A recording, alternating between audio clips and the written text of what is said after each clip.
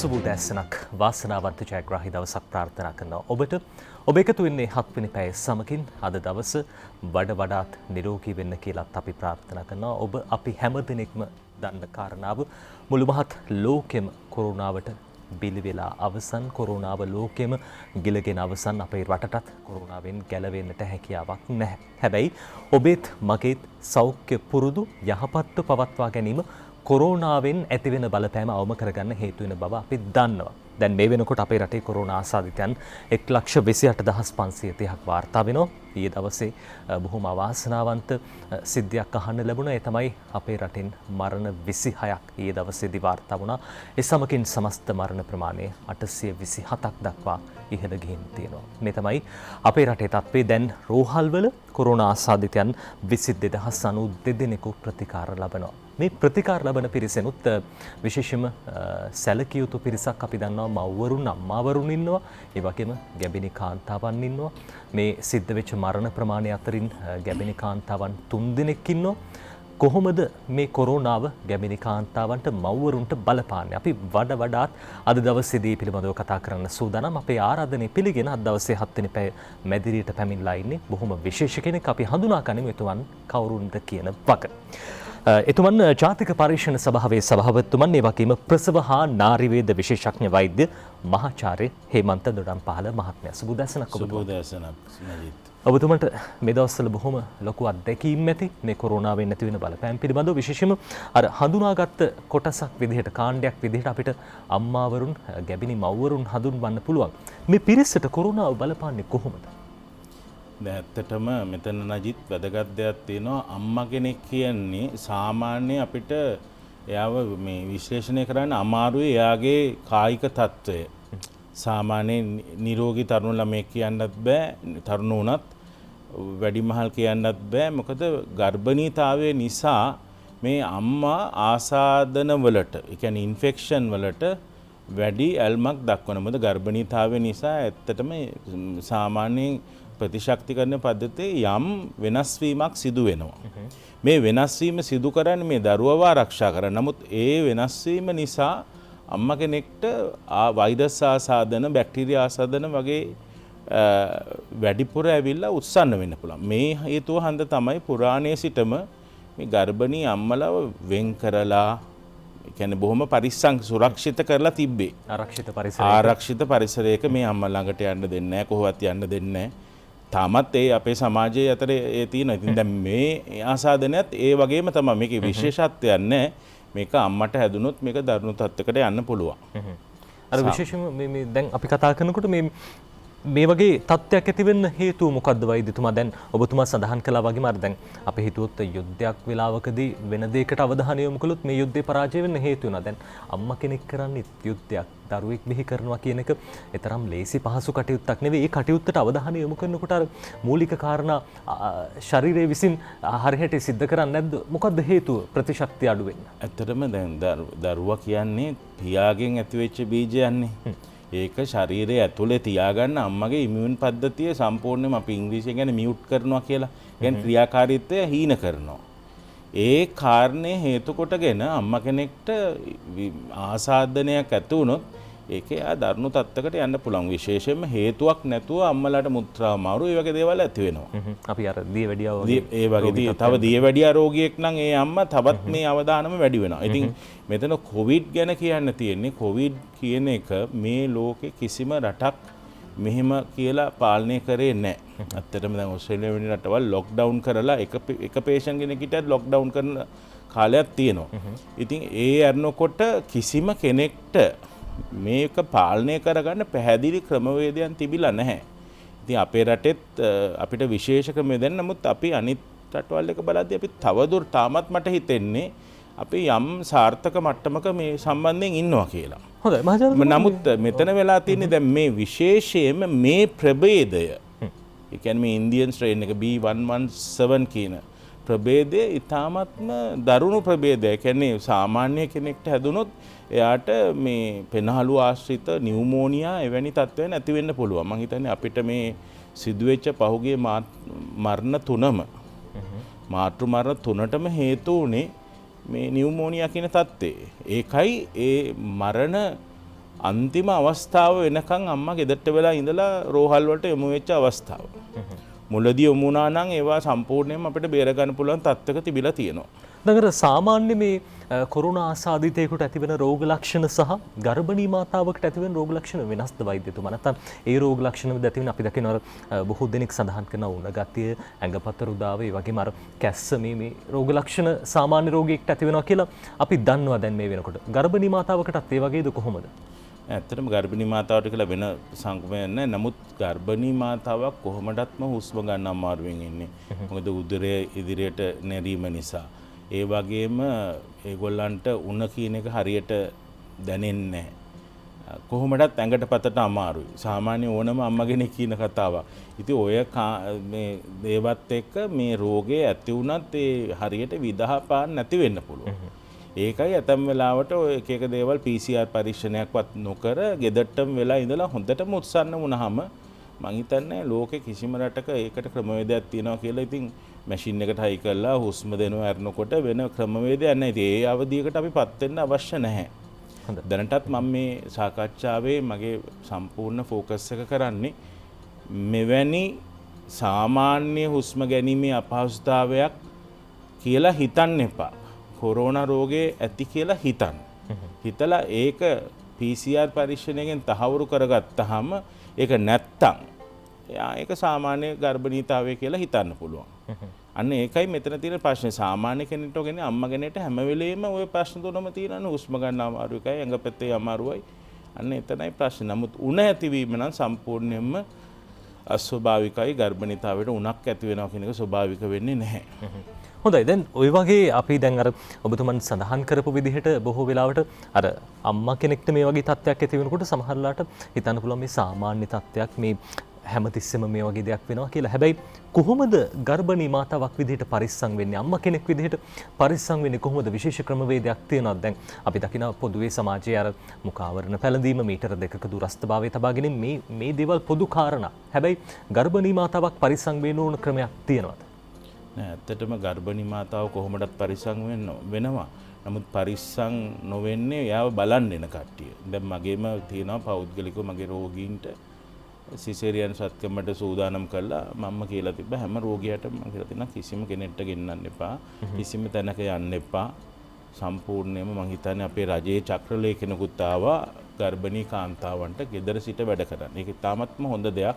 කාලෝචිතයි. ප්‍රසවසාන ආයුර්වේද සංගමයට මම ස්තුතිවන්ත වෙනවා.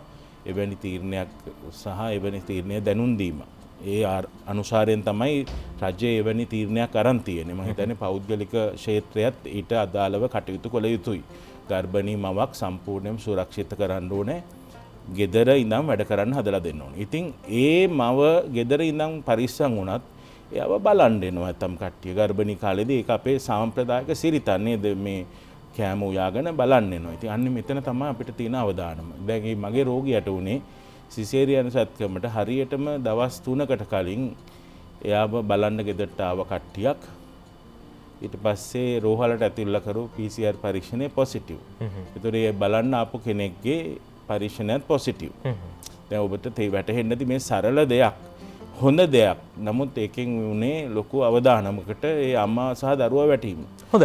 එවැනි අවස්ථාවකදී වෛද්‍යතුමා මේ දරුවට කොයි වගේ බලපෑමක් නැති වෙන්නේ? ඒක නිකන් ගහක ඇත්තක තියෙන පිළිලයක් වගේනේ. දරුවා වැඩෙන්නේ අම්මා උඩ. ඉතින් අත්ත කඩා වැටුනොත් පිළිලෙත් මැරෙනවා වගේ තමයි දරුවටත් ඒක බලපානවා. ඒ කිසිම දරුවෙක් ජීවත් වුණේ නැහැ නේ අම්මලත් එක්ක. මේ දරුවත් මියදුනා. හොඳ වෛද්‍යතුමා අපිට මොහොතක් දෙන්න අපේ වෙලා බලන්න. හොඳ, අපි කතා කරමින් ඉන්නේ කොරෝනාවේ බලපෑම් පිළිබඳව. විශේෂයෙන්ම හඳුනාගත් ක්ෂේත්‍රයක් විදිහට ගැබිනි මව්වරුන් මේ අම්මලට ඇතිවෙන බලපෑම් පිළිබඳව කතා කරමින් ඉන්නේ.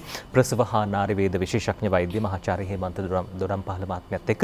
අර ඔබතුමන් කියපු දේ බොහොම වටිනවා. දැන් අම්මට බලපෑමක් ඇති වෙනවා නම් ඒ දරුවටත් බලපෑමක් ඇති වෙනවා. දැන් අපි කතා කළේ වෛද්‍යතුමා ඇති වෙන්න පුළුවන් දරුණුතම බලපෑමනේ ගර්භණී සමයේදී අපි හිතමු දැන් මූලික රෝග ලක්ෂණත් හඳුනාගත්ත ලොකු බලපෑමක් නැහැ. හැබැයි අම්මට කොරෝනා වැළඳිලා තියෙන්නේ. මේක දරුවට අනාගතයේදී බලපාන විදිහක් තියනවද?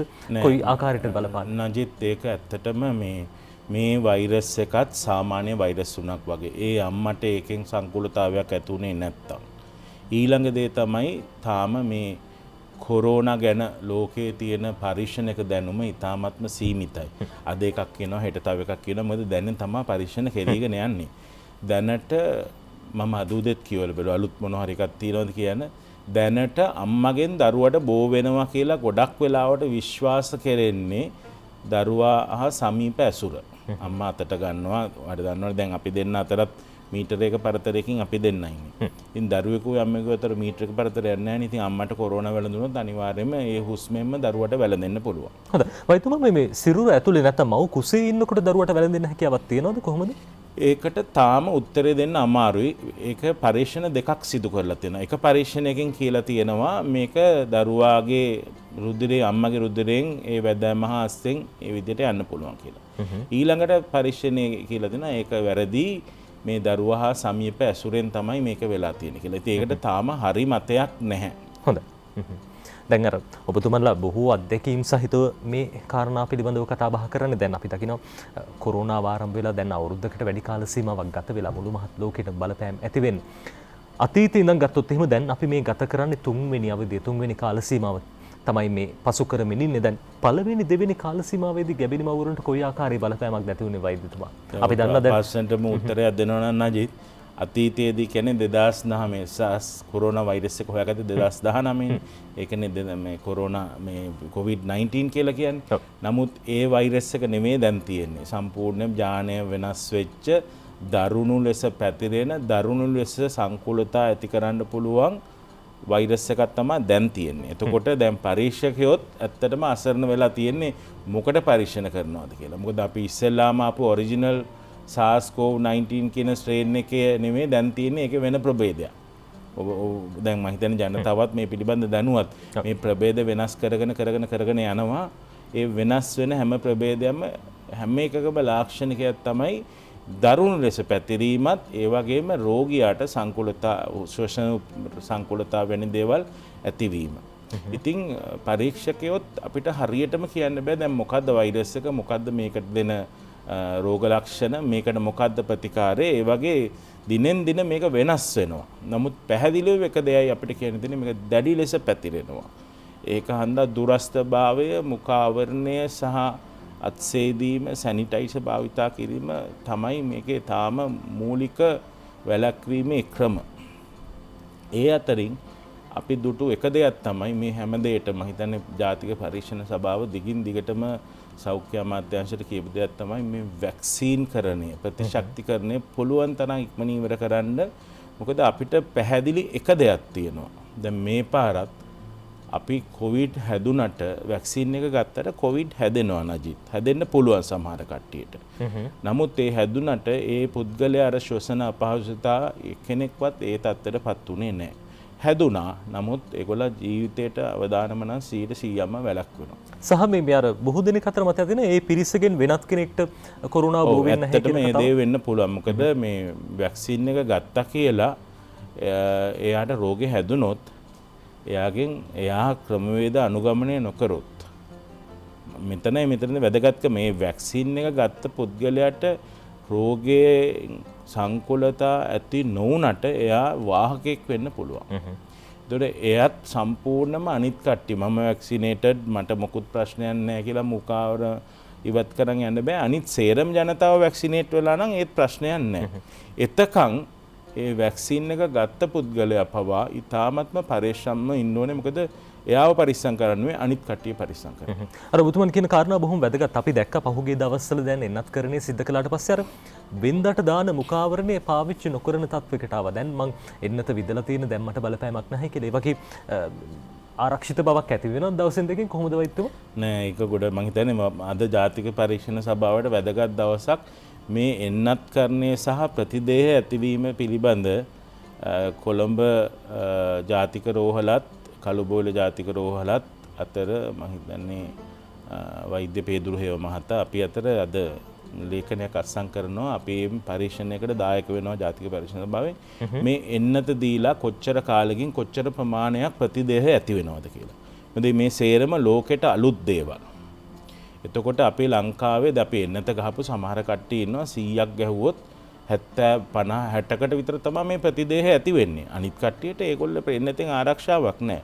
ඉතින් ඇත්තටම කෙනෙක් දැනගන්න ඕනේ මේ එන්නත ගහලා තමා ආරක්ෂිතද නැද්ද කියලාත් බලන්න ඕනේ.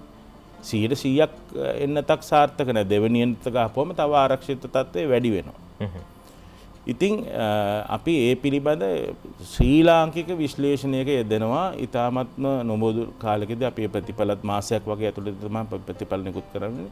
ඒ වැක්සින් එක ගහලා සාමාන්‍යයෙන් මාසයක් විතර යනවා පළවෙනි වැක්සින් එකේ ඉඳන් ඒකට යම් ප්‍රතිශක්තිකරණයක් ඇති වෙන්න. අපි චෙක් කරලා බැලුවොත් මාසයක් ඇද්දි සමහර කට්ටියට මේ ප්‍රතිදේහ ඇති වෙලා නැහැ.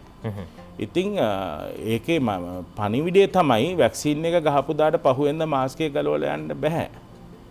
විශේෂයෙන්ම පරිස්සම් වෙන්න ඕනේ. මම පෞද්ගලිකව මගේ වැක්සින් දෙකම අරන් තියෙනවා. නමුත් මම ඉතාමත්ම පරිස්සම්යි හිතන්නේ. ඔබතුමා ඊයේ කිව්වහම මම මේ විදිහට එන්නේ මේ කප් එකක් ඕනේ නැහැ. සේරම මම කිව්වනේ. කියන්නේ මම ආරක්ෂා වෙන්නත් ඕන අනිත් කට්ටිය ආරක්ෂා වෙන්නත් ඕන. ඒකයි මගේ තියෙන. ඉතින් ඒ අපේ හිතවිල්ල. ඉතින් සෑම කෙනාම මේ දේ ගැන හිතන්න ඕනේ. මොකද මේකෙන් ගැලවෙන්න විදිහක් නැහැ. අපි වැක්සින් එක ගත්තා කියලා මේ අනිත් එක අපිත් මිනිස්සුනේ. මිනිස්සු අතර අපේ පුරවැසියන් අතර තියෙනවා මේ පැන්ඩිමික් ෆැටිග් කියන තත්ත්වයක්. ඒ කියන්නේ දැන් මේක ඇති. මලත් කමන්නේ නැහැ. අනිත් රටවල අපි ඒක දැක්කා. මට ඕන විදිහට ඉන්නවා කියලා එවැනි තත්ත්වයක් තියෙනවා. පැන්ඩෙමික් ෆැටිග් එක කියන්නේ හෙම්බත් වෙලා.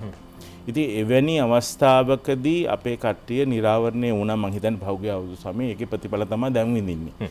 ඉතින් මේක මේ විදිහට යන්න මේ අපි දැඩි ලෙස අපි ස්වයංව අපිව පාලනය කරගන්න ඕනේ. හොඳයි. වෛද්‍යමාර මේ සමාජයේ මතයක් තියෙන බොහෝ දෙනෙක් කියන කාරණාවක් තමයි මේ දැන් වෛරසය මේ විදිහට පැතිරුණේ ඇයි? දැන් සෞඛ්‍ය අංශ අපිට පේනවා කැප වෙනවා, බොහෝ වෙහෙස මහන්සියක් දරනවා, දිවාරය නොබලා බොහෝ පිරිසක් දායක වෙනවා, අපකැප වෙනවා. වැඩපිළිවෙලක් නැද්ද? මොකද්ද මේ හේතුව මෙහෙම වෛරසය බොහොම ඉක්මනට පැතිරෙන්න? ඇත්තටම මේකට කාටවත් දොස් කියලා තේරුම් නැහැ. සෞඛ්‍ය අංශ 100%ක්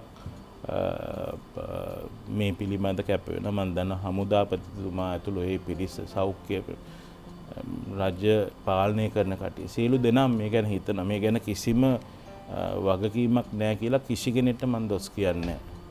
මේ රෝගයේ හැටි මේක වැළඳගත්ත දියුණු හැම රටක්ම ඔබ නජිත් දකින්න නැති මේගොල්ල මේකෙන් පීඩා විඳ දේ. අපි ඇමරිකාවට ගැලවෙන විදිහක් තිබෙන. ඔව් ඉතින් ඒක හන්දා අපේ රට ඇත්තටම හොඳයි. මොකද අපේ රටේ පුද්ගලයෝ කොච්චර වුණත් තාම මේ කීන දේ අහනවා. මම දකින්නේ මේ විදිහට. නමුත් අර අපේ අවුරුදු කාලේ අපිට යම් කිසි අතපසුවීමක් සිදු වුණා. ඒකේ ප්‍රතිඵල තමයි දැන් විඳින්නේ. නමුත් අපි මේ කරන විදිහටම මම පෞද්ගලික මතයක නෑ ලොක්ඩවුන් කියන කොන්සෙප්ට් එකට. නමුත් ලොක්ඩවුන් කරත් වැඩක් නෑ. එක්කෙනෙක් හරි දෙන්නෙක් හරි ඒක සම්පූර්ණයෙන්ම කඩලා දාලා ඒ යට බෝ කරන්න පුළුවන් සේට්ටම. අපි තමා සෙල්ෆ් ඩිසිප්ලින් එකකට ඇවිල්ලා මේක ආරක්ෂා කරගෙන අනිත් කට්ටියව ආරක්ෂා කරගන්න. මාස්ක් එකක් දාලා නැති පුද්ගලයාට අයි මාස්ක් එකක් දාලා නැත්තේ. හිඟන්නෙක්ට හිඟමනක්වත් දෙන්නේ නැහැ. මම නම් මාස්ක් එකක් නැත්තම් මම පාත් කරන්නේ නැහැ. මොකද ඒක කාටත් අවදානමක්. ඉතින් අපි විශේෂයෙන් ප්‍රසවසාන ආයුර්වේද සංගමයෙන් පැහැදිලිවම කියපු දෙයක් තමයි මේ අම්මාවරුන්ට වෙනදා කරන කිසි දෙයක් කරන්න එපා. ගෙදරටම වෙලා රැඳී සිටින්න, වෛද්‍යවරයා සමග සම්බන්ධ වෙන්න පුළුවන් විදිහට අපි ගොඩක් වෛද්‍යවරුත් එක්ක කතා කරන්න පුළුවන්. WhatsApp මගින් කතා කරන්න පුළුවන්. අවශ්‍යම වෙලාවට වෛද්‍යවරයා බලන්න. වෙනදා කරපු සායනික රූටීන් ක්ලිනික්ස් වගේවා පුළුවන් තරම් අඩු කරත් ප්‍රශ්නයක් නැහැ. මොකද කෙලින්ම වෛද්‍යවරයාට යොමු වෙන්න පුළුවන් විදිහක් තියෙනවා නම් ඒක සිදු කරන්න. ඔබට අවදානමක් තියෙන කිසි තැනකට ඔබ යන්න එපා. මුඛාවරණ සහ මුහුණාවරණ දෙකම දාන්න ඕන. ඒ හැම වෙලේම නජිත් මේ අත් දෙක මේ මූණේ ගාගත්තේ නැත්තම් අපිට වාතයෙන් ඇවිල්ලා හැදෙන ওই chance එක ගොඩක් අඩුයි. අපිමයි අපේ ඇඟේ තවරගන්නේ. ඇතම් කට්ටිය මම දැකලා තියෙනවා එකවරම මේ සේරම අමතක වෙලා හොඳට මූණ නහය පොඩි කරලා දානවා. ඉතින් ඒක තේරුමක් නැහැ. ඉතින් ඔබට ඉන්න පුළුවන් නම් මේ අවුරුද්ද මම හිතනවා මේක අවුරුද්දකට එහා යනවා. මේ අත් දෙකෙන් මූණ අල්ලන්න නැතුව මාස්ක් එක දාගන්න ඉක්මනින්. අපිට මේ රෝගයෙන් සෑහෙන දුරට වැළකෙන්න පුළුවන්. ඒකට රටකට ලොක්ඩවුන් දානට වැඩිය තමාට ලොක් එකක් දාගන්න එක තමයි මෙතන වැදගත්කම. පැහැදිලිද? හොඳයි.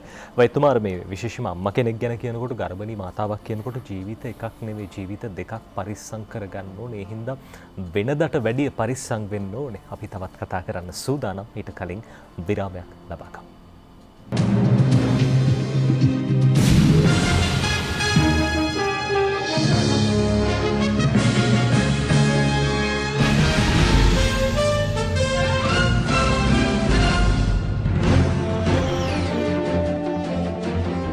ඔබ නැවතත් එකතු වෙන්නේ 7 වෙනි පැය සමගින් ජාතික පරීක්ෂණ සභාවේ සභාපතිතුමන් ප්‍රසව හා නාරි වේද විශේෂඥ වෛද්‍ය මහාචාර්ය හේමන්ත දොඩම්පහළ මහත්මයා දවසේ 7 වෙනි පැයට එකතු වෙන්නේ. එතුමන් බොහෝ දේ කතා කළා. අර වෛද්‍යතුමා සඳහන් කරපු කාරණා අතර එන්නත්කරණේ බොහොම විශේෂයි. බොහෝ දෙනෙක් කොරෝනාවට විවිධ බේත් හොයාගත්තා. දැන් ඔය අතරේදී මේ වඩාත් සාර්ථක විසඳුම එන්නත්කරණය කියලා බොහෝ දෙනෙක් කියන ඔබතුමත් ඒ මතේම ඉන්නවා. එන්නත්කරණය සිද්ධ කරනකොට වෛද්‍යතුමා දැන් අපි දකිනවා විශේෂයෙන්ම අපේ රටේ පමණක් නෙවෙයි මුළු මහත් ලෝකෙම මේ සිද්ධ කළ තියෙන පරීක්ෂණ ප්‍රමාණය බොහොම අල්පයි. ගැබිනි මාතාවකට එන්නත්කරණය සිද්ධ කරන්න පුළුවන්ද? එන්නත්කරණයෙන් ගැබිනි මවක් පරිස්සම් කරගන්න පුළුවන්ද? දැන් ඔය එන්නත්කරණය සහ ගැබිනි මාතාව ගැන හිතන්නේ ලෝකයේ දැනට ඔප්පු නොකරපු සිද්ධාන්ත ඔලුවට අරගෙන. මේකෙන් මගේ දරුවට හානියක් වෙයිද? අද අපි ප්‍රසිද්ධ කතාවක් තියෙනවානේ මේ ડોක්ටර්ගෙන් ඇවිල්ලා බේතේ සයිඩ් ඉෆෙක්ට් අහනවා. උදේ ඉඳන් රැ වෙනකන් පිළිකාකාරකයි ඒවා මේවා ආහාරයට ගත්ත කෙනෙක් ඒ වගේ දෙයක් තමයි මෙතනක් තියෙන්නේ. මං නජිත්ගෙන් උදාහරණයක් අහන්නම්. ගර්භණී අම්මා කෙනෙක්ට අපි හිතමු පිස්සු බල්ලෙක් කෑවා කියලා. ඉතින් පිස්සු බලු රෝගයට දෙන එන්නත ඉතාමත්ම විෂ සහිතයි. සර්පෙක් කෑව කියන්නේ සර්පයට කාපුහම දෙන්න ඇන්ටි වෙනම් එක ඉතාමත් විෂ සහිතයි. නමුත් ඒ රෝගී තත්ත්ව දෙක බලපුහාම ඒකෙන් ඇතිවෙන මරණයට වඩා අර යම් අවදානමක් කරන් ඒ දෙක ගන්න එක අපි නිර්දේශ කරනවා. කිසි දෙයක් අපි බලන්නේ නැහැ. නමුත් ඉතින් මෙතනත් ඒ වගේ තමයි කොවිඩ් වලත්. කොවිඩ් කියන්නේ ඉතාමත්ම මාරාන්තික දෙයක්. ගර්භණී කාන්තාවකට හැදුනොත් ඒකේ ප්‍රශ්න ඇති වෙන්න පුළුවන් යම් වැඩි ප්‍රතිශතයකට. එතකොට අපි ඒ අවදානම ගන්න නැතුව මේ නොදකපු දරුවට හරි මොනවා වෙන්න පුළුවන් එහෙම දැනට ඔප්පු වෙලා නැහැ. ඒක හන්දා රාජකීය ප්‍රසව සංගමය අප සමාජික රට අපි ඒකේ සේරම සමාජිකව ලංකාවේ ඉන්න කට්ටිය අපිට කියලා තියෙනවා අම්මා කෙනෙක් කැමති නම් එයාට ඒ වරම ලබා ගන්න දෙන්න. හැබැයි අම්මා එකග වෙන්න ඕනේ මේ ගර්භණී කාලේදී. තාම මේක හරියටම විශ්ලේෂණය වෙලා නැහැ. දීර්ඝ කාලීන අපිට දත්ත නැහැ. ඉතින් නමුත් මේ රෝගයේ දත්තයක් බලන්න ජීවත් වෙන්න එපා අම්මා. කොරෝනා රෝගය ඇදලා උත්සන්න වෙලා දැන්ටත් අපිට අම්මලා 3 දෙනෙක් අහිමි වුණා. ඉතින් ඒ හන්දා අපි පොඩි අවදානමක් අරගෙන මේ වැක්සින් එක ගන්න කියලා අම්මට යෝජනාවක් කරන්න. අපි යෝජනා කිරීමක් නිර්දේශ කිරීමක් කරන්න අපිට තාම ශක්තියක් නැහැ. කිසිම වැක්සින් එකක ඔයා හොඳට බලන්න ඉමර්ජන්සි අප්‍රූවල් එකක් තියෙන්නේ. ඒ කියන්නේ හදිසි අප්‍රූවල් එකක්, හදිසි භාවිතය සඳහා. ඉතින් ඒකම අම්මටත් අදාළයි. ඒක හන්දා අපේ මතයක් තියෙනවා. මොකද අපිට මේ අම්මලවරු මැරෙන එක අපි ලංකාවේ ඉතාමත්ම වශයෙන් අඩු කරපු රටක්. මම හිතන්නේ ආසියාවේ සිංගප්පූරුව, ජපානයේ ඊට පස්සේ ලංකාව. ඉතින් එවැනි රටකට මේ කොවිඩ් හන්දා අම්මලා මැරෙන්න ගත්තාම අපිට ඒක සංඛ්‍යා ලේඛන පැත්තනොත් විශාල ප්‍රශ්නයක්. ඒක අපේ ප්‍රතිමූර්තියට හොඳ නැහැ. ඉතින් අපි පැහැදිලිව නිර්දේශයක් ඉදිරිපත් කරා අම්මලාට කැමති නම් ඒ වැක්සින් එක ගන්න කියලා. හොඳයි ඔබතුමන්ගේ හැදෑරීම් සහ කියවීම් අනුව දැන් අර කලින් සඳහන් කරපු කාරණාත් එක්ක අර වෙනත් දෙන්නත් පවා සමහර වෙලාවට සිද්ධ කරන කොරෝනා අයින්නතින් බලපෑම් වෙන්න පුළුවන්ද? කොයි වගේ සංකූලතා ඇති වේද? එහෙම ඔබතුමන්ට හැදෑරීමක් තියෙනවා. මෙහෙම දෙයක් තියෙනවා. දැන් මේ කොරෝනා එන්නතෙන් කරන්නේ වෛරස් එක පෙන්නලා ඇඟේ ප්‍රතිශක්තිකරණය ඇති කරනවා. ඒක එහෙනම් ඔය කොරෝනා හැදුනත් ඒ රෝගේ ළමයට එන්න පුළුවන් නේ. ඒ සංකූලතා. එතකොට ඒකෙන් අපිට විශේෂ අපි අතර වෛරස් එක පෙන්නලා අපේ ශරීරයේ ප්‍රතිශක්තිකරණයක් ඇති කර ගන්නවා. විවිධාකාර ක්‍රම වෛරස් එකේ එක කොටස් එක වැක්සින් වල එක කොටස් තියෙනවා. ඉතින් ඒකට ප්‍රතිශක්තිය ඇති වුනහම ඕක දරුවට බලපානවා කියලා අපිට සිද්ධාන්ත වශයෙන් කියන්න බෑ. එහෙම පස්සේ කාලෙක එහෙම මොන හරි දෙයක් ඔප්පු වුණොත් මිසක දැනට තියෙන දත්ත අනුව බැලූ බැල්මටම අපිට එහෙම දෙයක් පේන්නේ නැහැ. ඊට වැඩි අපිට පෙනෙන දේ තමයි කොරෝනා රෝගය ආපුවම ගර්භණී මාතාව ඊටාම ඉක්මනින් අසාධ්‍ය වෙලා ජීවිතේ පවා අහිමි වෙන්න පුළුවන්. ඒ වගේම අපි දැක්කා වැක්සින් එක ගහපු කට්ටිය මේ ගොඩක් අමාරු නොවි ඉක්මනින් සනීප වෙලා ගෙදර යනවා. ඉතින් අපි අර දෙවෙනි එක තමයි තෝරගන්නේ. ඒක හන්දා. අපි ඒක තමයි නිද කියන්නේ මම පෞද්ගලිකව මගේ රෝගීන්ට කියනවා මේ එන්නත කරන දෙනවා නම් ස්පුට්නික් හෝ සයිනෝෆාම් හෝ කුමක් හෝ එන්නතක්. එහෙම නැත්නම් ඔබ ඇස්ට්‍රාසෙනිකා පළවෙනි මාත්‍රාව ගත්තාම මගෙන් නම් දෙවෙනි මාත්‍රාව ගන්න කියලා අපි පැහැදිලිව නිගමනය කරනවා. ඒ විතරනේ මට ප්‍රසවසාන ආයුර්වේද සංගමේ සභාපතිය කියලා කතා කරා. අපිට පුළුවන් නම් මේ රජයට කියලා මේ අම්මලව වෙනමම වැක්සිනේට් කරගන්න ප්‍රෝග්‍රෑම් එකක් හදන්න. හොඳයි. වෛද්‍යතුමා දැන් ඔය අතරෙදි අපි දකිනවා විශේෂයෙන්ම දැන් අපි ගැබිනි මව්වරුන් පිළිබඳව වැඩි වශයෙන් කතා කළා. ඔය අතරේ අර දරුවෙක් ඉපදිලා කිරි දෙන මවක් මේ මවකට කොරෝනාව ආසාදනය වුණොත් ඒ මවගෙන් දරුවාට ඇතිවීමේ ප්‍රවණතාව වැඩි. ඒක අපිට තේරෙනවා. ප්‍රවණතාව වෙන්නේ ඉතින් 100ට කිරි දෙනවා කියන්නේ ඔයාලට දන්නා දැන් දරුවෙට කිරි දෙන්න අම්මගේ අතට ගන්න ඒ දුර ඇතුළතදී අනිවාර්යයෙන්ම හැදෙන්න පුළුවන්. ඉතින් නමුත් ලෝක සංවිධානය කියලා තියෙන්නේ පුළුවන් තරම් මොකවා මේ අත හොදලා අර විදිහට දුරස්භාවයක් පාලනය කරන්න බෑ. ඒතකොට අනිත් දෙක තියෙන්න ඕනේ. මුඛ ආවරණයත් සහ ඒ සේදීම කිරි දෙන බෝතලේ සර්ෆ් තියෙන පෘෂ්ඨය සේරම සැනිටයිස් කරලා තියෙන්න ඕනේ. එතකොට කිරි දෙන එක කරන්න අම්මට කැමති නම් කරන්න පුළුවන්. නමුත් කිරි දීමේ පැහැදිලි අවධානමක් තියෙනවා. ඒ හන්දා ඇතම් කට්ටිය යෝජනා කරලා තියෙනවා කිරි දෝවලා දෙන්න කියලා. නමුත් එතන තව පුද්ගලයෙක් ඉන්න පුළුවන්. ඒතකොට කොරෝනා රෝගේ වාහකණය වෙන්නත් පුළුවන්. ඉතින් අම්මට කොරෝනා රෝගයක් නැත්තම් කිරි දුන්නාට ප්‍රශ්න නැහැ. කොරෝනා රෝගේ තියෙනවා නම් කිරි දෙන එකේ අවධානමක් තියෙනවා.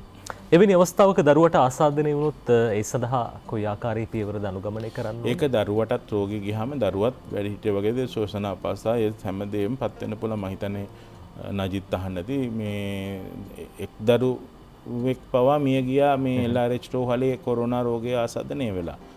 ඉතින් ඒක හැදුනේ කොහොමද කියලා දන්නේ නැහැ. අම්මගෙන්ද වෙන කෙනෙක්ද ආශ්‍රිතයෙක්ද කියන එක දන්නේ නැහැ. නමුත් ඒ රෝගය දරුවටත් බලපානවා. නමුත් බඩේදී මේ රෝගය හැදුනා වෛරස් එක ගිහිල්ලා දරුවට කරදර වෙනවා කියන එක නම් මම අහලා නැහැ. නමුත් දරුවා ප්‍රසූත වෙන්න කිට්ටු වෙන අවස්ථාවකදී අම්මට ඒක ලැබුණොත් ඒක බැලඳෙන්න පුළුවන්. අනිත් එක අපි දුටු දෙයක් තමයි කොරෝනා රෝගී 5 දෙනෙක්ගෙන් එක්කෙනෙක්ට දරුවා කලින් බිහි වෙන්න පුළුවන්. අන්න ඒක නම් පැහැදිලි විද්‍යාත්මක නිර්ණයක් අපි දුටු දරුවා කලින් බිහි වෙන්න පුළුවන්.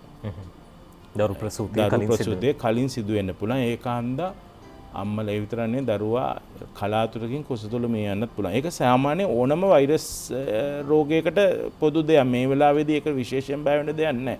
ඉතින් ඒකාන්දා අම්මා කෙනෙක් විශේෂයෙන්ම කලින් ඇති වෙන්න පුළුවන් දරු ප්‍රසූතියක් පිළිබඳ අවධානයෙන් ඉන්න ඕනේ. බඩ තද කරනවා නම් වෝටර් බෑග් එක පුරන ළඟ තියෙන ස්පිරිතාලට යන්න සූදානම් වෙලා තියෙන්න ඕනේ. එවැනි අවස්ථාවකදී හොඳම දේ තමයි කොරෝනා රෝගයට මේ රෝගේ යටපත් කරන්න හදන්න එපා. පොඩ්ඩක් හරි සැකසහිත නම් PCR පරීක්ෂාවක් කරගන්න.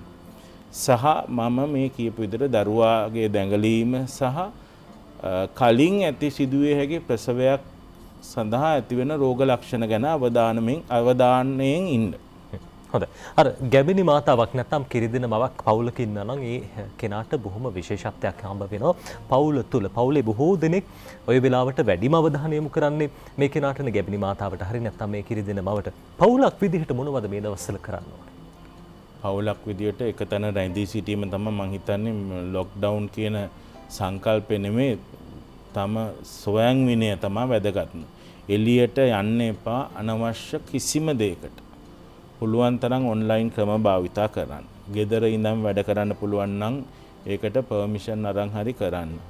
පොදු ප්‍රවාහන කටයුතුවල ගමන පුළුවන් තරම් අඩු කරන්න. ඒ වගේම පොඩ්ඩක් හරි රෝග ලක්ෂණ ආවොත් PCR පරීක්ෂණයක් කරන්න. මොකද දැනට අපිට තියෙන ආසන්නතම රෝගය නිර්ණය කිරීමේ හැකියාව තියෙන PCR පරීක්ෂණයට විතරයි. ඒකට බය නැතුව මුහුණ දෙන්න. මොකද PCR එක පොසිටිව් වුණොත් අපි මොකද කරන්න කියලා ඊළඟ ප්‍රශ්නයක් ඇති වෙනවා. නමුත් රෝගය හැදුණා කියලා දැනගෙන පොඩ්ඩක් හරි අමාරු වගේ තත්ත්වයක් තියෙනවා නම් රෝහලකට යන එක තමයි. දැනටත් රෝහල් පිරීලා නැහැ. රෝගියෙක් අමාරු වුණොත් බාර ගන්න රෝහල් ඕන තරම් තියෙනවා. දසොයිස රෝහලක් තියෙනවා, කාසල් රෝහලක් තියෙනවා. අම්මා කෙනෙක්ට යන්න විතරයි අවශ්‍ය. PCR එක පොසිටිව් වෙලා හුස්ම ගැනීමේ යම්කිසි අම්මයක ආවොත් ගොඩක් වෙලාවට ඒක රෝගය උත්සන්න වීමක් නොවෙන්න පුළුවන්. කරුණාකර ඒ වුණාට වෛද්‍ය උපදෙස් පතන්න. හොඳයි. වෛද්‍යතුමා දැන් අර ඔබතුමන් සඳහන් කළා මේ අපි සාකච්ඡාව ගෙනෙන අතරතුර ලොක්ඩවුන් කිරීම සිද්ධ කළා. මේ තත්ත්වයන්හිදී අපි දකිනවා සමහර වෙලාවට දිස්ත්‍රික් අතර සංචාරන සීමා පැනවිලා තියෙනවා. ඉතින් මේ කරුණුත් එක්ක සමහර වෙලාවට ගැබිනි මවකට අම්මා කෙනෙක්ට කිරි දෙන බවකට අපහසුතාවක් ඇති වෙන්න පුළුවන්. හැබැයි මේ තත්ත්වයන් එක්ක කටයුතු කරන්න ඕනේ කොහොමද? අර ඔබතුමන් සඳහන් කළා ස්වයං විනය බොහොම වැදගත්. ඔව්. දැන් ඔබ නජිත් මේකට මම පිළිතුරක් දෙනවා නම් ඇත්තටම අපි මේ දකින්නේ මීට සති දෙකකට කලින් ඇතිවෙච්ච කොරෝනා ආසාදනවල ගුණාත්මක වැඩිවීම. මේක වැඩි වෙන්නේ 1-2 නෙවෙයිනේ. 1-8 ඒ ගුණාත්මක වලින් වැඩි වෙන්නේ. ඒ වැඩිවීම තමයි දකින්නේ. සමහරලාට නොබෝ කාලෙකදී අපිට ඊළඟ සුමානේ මීටත් වැඩිය වැඩි වෙලා හැබැයි එක මොහොතක් තියෙනවා ඒක අනිත් පැත්තට යනවා. ඉතින් ඒකට මේ දිනෙන් දින අපි කලබල වෙන එක නෙමෙයි කළ යුත්තේ දැනට අපි පුළුවන් තරම් සුරක්ෂිත වෙන එක. කෙනෙක්ට කරන්න පුළුවන් හොඳම දේ තමයි කොරෝනා රෝගය සඳහා තමා සුරක්ෂිත වීම. එය අන් අයත් සුරක්ෂිත කරන අතර තමත් බේරනවා. ඒක තමාගෙන්ම එන මතය තමා සොයම් විනයක් හදාගන්න නැතුව රට ලොක්ඩවුන් කරාට වැඩකුත් නැහැ. අපි ලොක්ඩවුන් කරාට කී දෙනෙක් එහෙම මෙහෙම හොරෙන් යනවද? ඒක අපි දන්නවනේ. ඉතින් පොලිසියක් ඉන්නේ වෙනම ඒගොල්ලන්ට මේ කාලේ වෙන රාජකාරියක් නැහැ. පොලිසිය මහතුරුන්ට මේ මාස් කට්ටිය ලොකඩිට එහෙම වෙන්න අවශ්‍ය නැහැනේ. සමහරලාට අර පොලිසිය කණෙන් රිංගල යන අවස්ථාත් අපි දකිනවා. ඒක ලොකු චන්නිකමක් කියලා හිතන්නේ. ඉතින් ඒක මම හිතන්නේ එවැනි මානසිකත්වයක් මේ අවස්ථාවේදී ඇති වෙති කොට අපි රටටත් දායක වෙලා තමත් බේරගෙන අනිත් කට්ටියත් බේරගන්න මානසිකත්වයක ඉන්න ඕනේ. අනිත් එක රටකට බැනලා වැඩක් නැහැ. මම දන්න විදිහට සෞඛ්‍ය ක්ෂේත්‍රයේ සම්පූර්ණයෙන්ම විඩාවට පත් වෙලා තියෙන්නේ. එතන එපිඩීමියොලොජිස්ට් යුනිට් එකේ ඉන්නවා. මට ඊයේ ඉරිදා හවසත් මට කතා කරනවා ડોක්ටර් කෙනෙක්. ඉතින් මම දන්නවා පැහැදිලිව මේකට දවස් 7ක් වැඩ කරලා තියෙන්නේ. එහෙනම් රටේ සෞඛ්‍ය ක්ෂේත්‍රයේ ෆේල් ඒවා මේවා කියලා තේරුමක් නැහැ. සෞඛ්‍ය ක්ෂේත්‍රයේ උපරිම ක්‍රියා කරන ෆේල් අපි අපේ වගකීම ඉෂ්ට කරලා නැති ප්‍රශ්නේ තියෙන්නේ. ඉතින් හැම දෙයකටම රටකට රජයකට ආයතනවලට බැනලා වැඩක් නැහැ. අපි අපේ දේවල් කරන්න ඕනේ. මම මේ අවස්ථාවේදී රජයටත් කියලා තියෙන්නේ පුළුවන් තරම් ගර්භණී අම්මලාව මේ ප්‍රතිශක්තිකරණය දීලා ඉවරයක් කරන්න. ඒකට ඒගොල්ලෝ ආරක්ෂිතයි. ඒ වගේම රටෙන් 50%ක් 70ක් අපි වැක්සිනේට් කරගත්තොත් ඔයාලට දැන් තේරෙනවා ඇති ඇමරිකාව එංගලන්තේ ඒ නිදහස භුක්ති විඳිනවා. ඒ හරහා අපිට අර හර්ඩ් ඉමුනිටි කියන තත්ත්වය ඇති වෙනවා. ඒ කියන්නේ එක්කෙනෙක්ට ප්‍රතිශක්තිකරණය වුණාම ඒ වෛරස් එක දුර්වල වෙනවා හැදුනත්. එයාගෙන් බෝ වෙන කෙනාට එච්චර තදට එන්නේ නැහැ. ඒකට එයාගේ ඇඟෙත් ප්‍රතිශක්තිකරණය ඇති වෙනවා. වැක්සින් එක නොගත්ත කෙනෙක්ගේ. ඒ වගේ අර වෛරස් එක දුර්වල අපි වසූරිය ඒ හැමදේම තුරන් කරේ ඒ විදිහට. ඒක හන්දා මේ ලෝකේ අපි කරන්න පුළුවන් හැමදේම කරේ ප්‍රතිශක්තිකරණය. ඒ පිළිබඳ සම්පූර්ණයෙන්ම අවධානම යොමු කරලා මේක ඉවර කරන්න.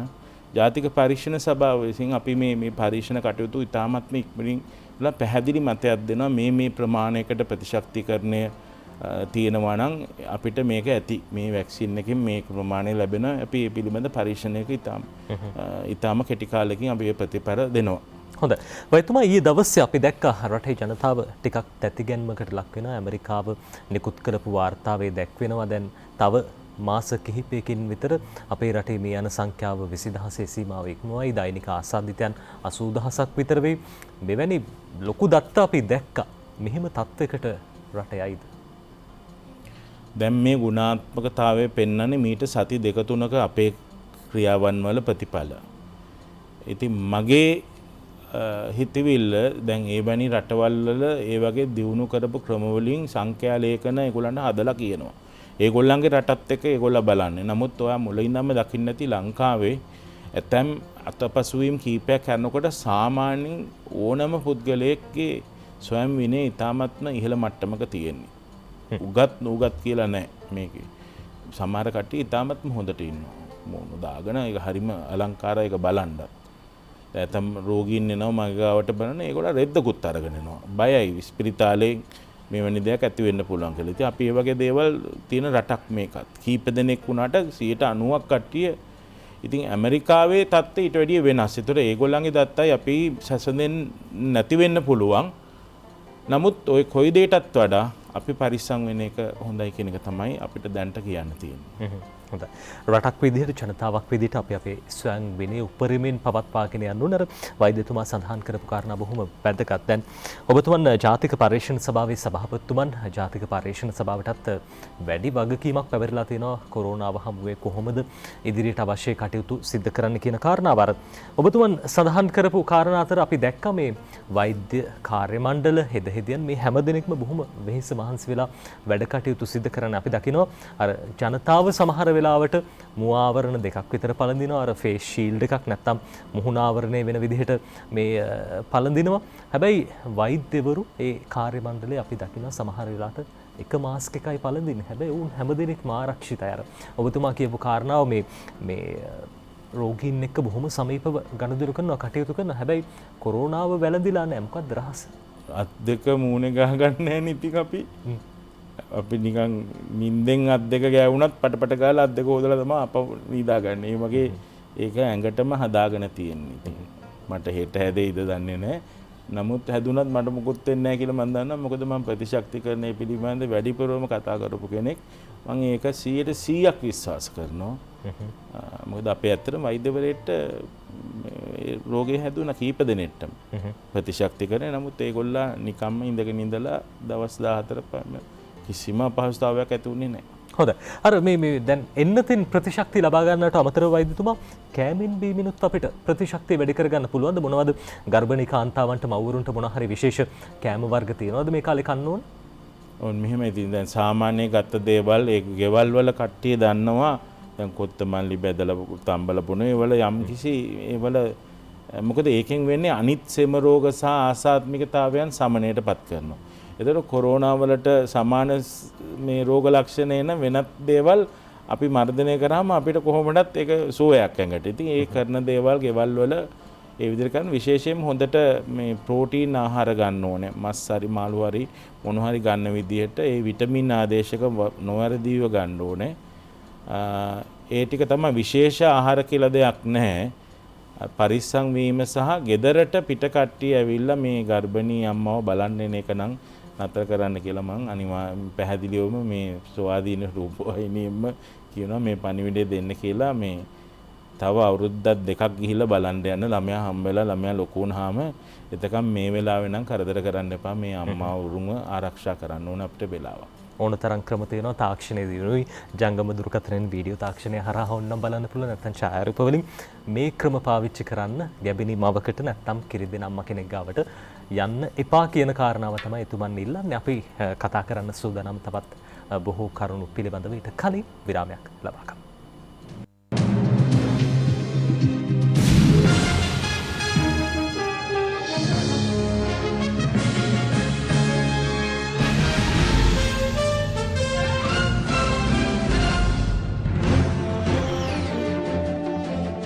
ඔබනාවතත් එකතු වෙන්නේ 7 වෙනි පැය සමගින් ප්‍රසව හා නාරි වේද විශේෂඥ වෛද්‍ය මහාචාර්ය හේමන්ත දොඩම්පහළ මහත්මයා අද 7 වෙනි පැයට එකතු වෙන්නේ.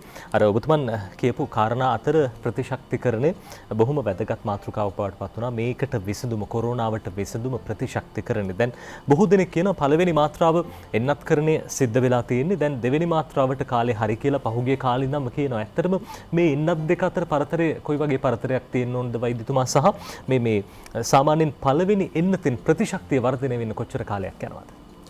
ඇත්තටම මේ මුලදී මේ මැනුෆැක්චරර්ස් රෙකමෙන්ඩේෂන් කියන්නේ ඇස්ට්‍රාසෙනිකා ආයතනයෙන් කිව්වේ මේක පළවෙනි එන්නත් මාත්‍රාව දීලා සති 4කින් දෙවෙනි මාත්‍රාව දෙන්න කියලා. නමුත් ඊට පස්සේ අපි ඇත්තටම හැමදේම ඉවෝල්විං රිසර්ච් මේ තියෙන අපිට මේ අලුත් දැනුමන්නේ.